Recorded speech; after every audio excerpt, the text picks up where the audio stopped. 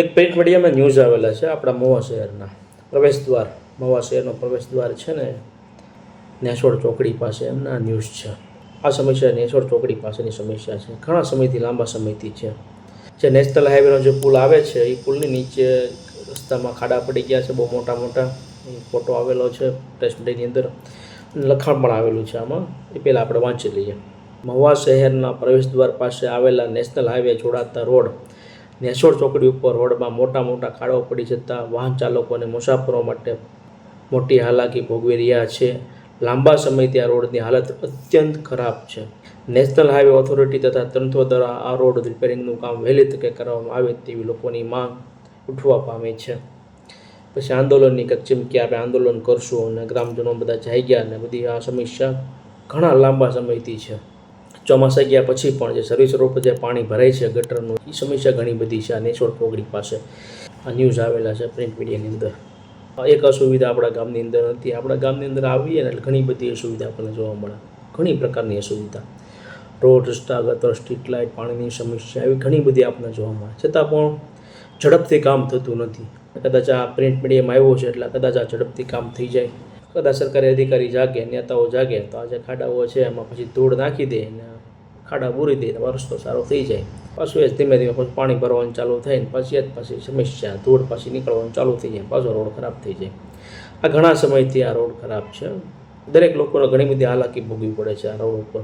આ રોડ પાસેથી આપણે જ્યારે નીકળીએ ને ત્યારે રોડને આપણે યાદ કરીએ, આપણે કેટલો ખરાબ રોડ છે, કેટલા મોટા મોટા ખાડા પડી ગયા છે. ને હમણાં જ રોડ બનાવ્યો હતો ને આ રોડ તૂટી ગયો ને ઘણી બધી ચર્ચાઓ કરીએ. સીધો ભ્રષ્ટાચારના ભોગે ને 2-3 વર્ષ માંડ રોડ ટકે, રોડ તૂટી જાય, રોડ ટકતા નથી. પહેલાંના જમાનામાં બહુ સારું કામ થતું ને અત્યારે આ બધી આ સરકાર કેવી આવી છે ને કેટલી બધી આપણે વાતો કરીએ. ત્યાં રોડ આપણને સારો આવી જાય ને પછી આપણે વાત ભૂલી જઈએ. પછી આની પાછું આંદોલન થાય, આંદોલનકારી બધા ભેગા થાય, લોકો સાથે જોડાય, લોકોને એમ કે એમના કામ થશે એટલે ચાલો આની સાથે જોડાઈએ. આપણે આંદોલનકારી જોડાઈને ફોટો પડાવવા માટે થઈ આવેદનપત્ર આપે ને એ ફોટો વાયરલ થાય ને 2-5 સ્પીચ આપે ને પછી આ ખાડો આમને મરી જાય.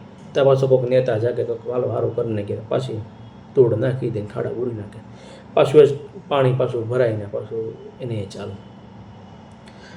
જે સમસ્યા જે છે યાદ રાખજો, અને હલ કરવાનો આપણે વિચાર કરતા નથી. યાદ રાખજો મિત્રો, આપણે આ ક્યારે થઈ શકે? યાદ રાખજો મિત્રો, આ બધી સમસ્યાઓ યાદ રાખજો. એક સમસ્યા નથી, આખા ગુજરાતની અંદર ઘણા બધા શહેરની અંદર, તાલુકા, જિલ્લામાં બધી સમસ્યાઓ છે. યાદ રાખજો મિત્રો, આ એક શહેરની અંદર નથી. યાદ રાખજો, આવા ઘણા બધા તાલુકા, જિલ્લાની અંદર, ગ્રામની અંદર, ગ્રામ્યની અંદર છે.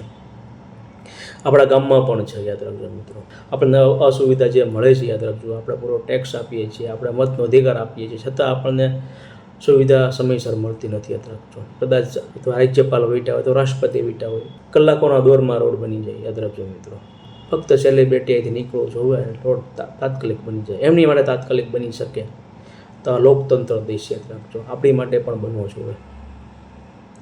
આપણે આપણો મતનો અધિકાર જે લોકોને બેસાડ્યા છે યાદ રાખજો, સંસદની અંદર, વિધાનસભાની અંદર, નગરપાલિકામાં, મહાનગરપાલિકામાં, જિલ્લા પંચાયતમાં, તાલુકા પંચાયત, ગ્રામ પંચાયતમાં પણ બેસાડાય છે. આપણા મતનો અધિકાર આપ્યો છે, આપણો અધિકાર છે કે આપણે તંત્રને, સરકારી અધિકારીને, નેતાઓને કહી શકીએ આપણે.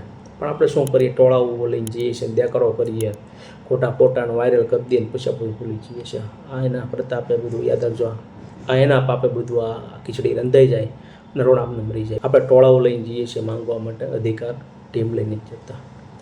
જ્યારે આપણે ટીમવર્ક જશું ને યાદ રાખજો મિત્રો, ત્યારે આપણને બધી સુવિધા મળશે.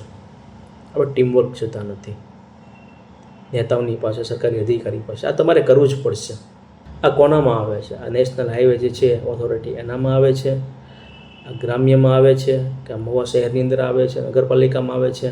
ગટરનું પાણી જે નીકળે છે, ભરાય છે અને કીચડ થાય છે, તેની માટે શું કરવું જોઈએ? નગરપાલિકાએ શું કરવું જોઈએ? ગ્રામ્યવાળાએ શું કરવું જોઈએ? નેશનલ હાઈવે જે છે એણે શું આમાં યોગદાન આપવું પડે? આ ઘણી બધી સમસ્યાઓ હલ થઈ શકે એમ છે. અને ટીમવર્ક આપણે માંગ્યું હોય કે તમારે કરવું જ પડશે. અમે તમને અમારો મતનો અધિકાર આપ્યો છે, અમે તમને 5 વર્ષ સુધી બેસાડ્યા છે. યાદ રાખો, તમે સરકારને જાણ કરો કે આ તાત્કાલિક ધોરણ આ કરાવે. જો ટીમવર્ક આપણે કરશું તો આ બધું શક્ય છે. બસ આપણે કરી શકતા નથી એવું બધું. બસ આપણે રાજકારણના રોટલા શેકવામાં, એકબીજાના કવરના પૈસા મળે ને ભ્રષ્ટાચારનો ભાગ મળે ને એટલે આ બધી વસ્તુ આપણે ભૂલી જઈએ છીએ. ટોળાઓ લઈને જઈએ છીએ આપણે, એ દેકારો કરી દઈએ છીએ. એટલે આપણે આપણા મતનો અધિકાર જે છે યાદ રાખજો, એનો ઉપયોગ કરવો પડશે. બસ આપણે આપણા મતનો અધિકાર શેમાં ઉપયોગ કરીએ છીએ આપણે જ્ઞાતિ જાતિ અને સમુદાય અને ધર્મના ઉપર કરીએ છીએ. પછી લોકોને મત આપીએ આપણે, પછી લોકો સંસદમાં બેઠે કે વિધાનસભામાં બેઠે કે નગરપાલિકામાં બેઠે કે તાલુકા પંચાયત કે જિલ્લા પંચાયતમાં, એ લોકો ક્યારેય પણ ગામનો વિકાસ કરી શકવાના નથી. આ એક સત્યતા. જો તમે તમારો મત યાદ રાખજો, જો તમે તમારો મત તમારા ગ્રામ નિર્માણ માટે, તમારા શહેર નિર્માણ માટે, રાજ્ય નિર્માણ માટે, દેશના વિકાસ માટે આપશો, તો જ તમારો દેશનો વિકાસ થઈ શકશે. તો જ આ બધા જે ખાડાઓ જો પડી ગયા છે ને, એ તાત્કાલિક ધોરણે મૂળાશે. ખૂબ ટેક્સ આપીએ છીએ આપણે, ખૂબ પુષ્કળ પ્રમાણમાં ટેક્સ આપીએ છીએ. રાખજો, આ બીજા જ દિવસે થઈ જાઓ છો, છતાં પણ કામ બહુ લાંબુ થાય છે. અમારામાં આવતું નથી ને, નેશનલ હાઈવેમાં આવે છે, નગરપાલિકામાં જતી કે એમાં ભૂંગળો ન આપીએ અમે ને, એ કાંઈ પાસ થયું નથી ને, તમારે ગાંધીનગર જવું પડશે ને, ગ્રામ્યવાળાને એવું કાંઈ ખબર ન પડે ને, લોકોને આપણને કાંઈ ખબર ન પડે. પછી પાછું આંદોલન થાય, પાછું ખબર છે આંદોલન કરીને બધાને કાંઈ થવાનું નથી. એમાં આની માટે થઈને આપણે સરકારી અધિકારી પાસે બેસવું પડશે, કાગળિયા બનાવવા પડશે, કાગળિયા મોકલવા પડશે કે તાત્કાલિક ધોરણે કરાવો. આ બધી જ ખબર હોય લોકો, છતાં પણ આપણે ટોળાઓ બધા ભેગા કરીએ છીએ. ટીમ બનાવીને આપણે ડ્રાફ્ટિંગ કરતા નથી અને મળવા જતા નથી. આપણે બધી સોલ્યુશન આવી શકે, યાદ રાખજો. આજ પાણી નેસોડ પાસે ભરાણું છે, કાલ સવારે આપણા ગામમાં આવ્યું પાણી હશે.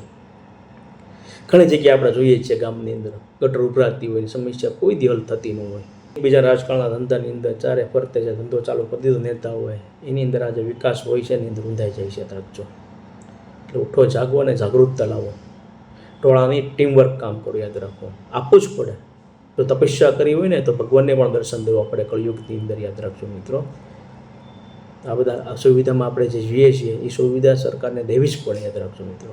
મહુવા શહેરનો જે પ્રવેશ દ્વાર છે, ગેટ પાસે, નેસોડ ચોકડી પાસેનું જે લોકો હાલાકી જે ભોગવી રહ્યા છે, અને સારા અધિકારીઓ, સારા નેતાઓ આ જે કેસ જે છે પોતે હેન્ડલિંગ કરે અને પૂરેપૂરું ધ્યાન રાખે અને અસુવિધામાંથી લોકોને આ સુવિધા તરફ લાવે.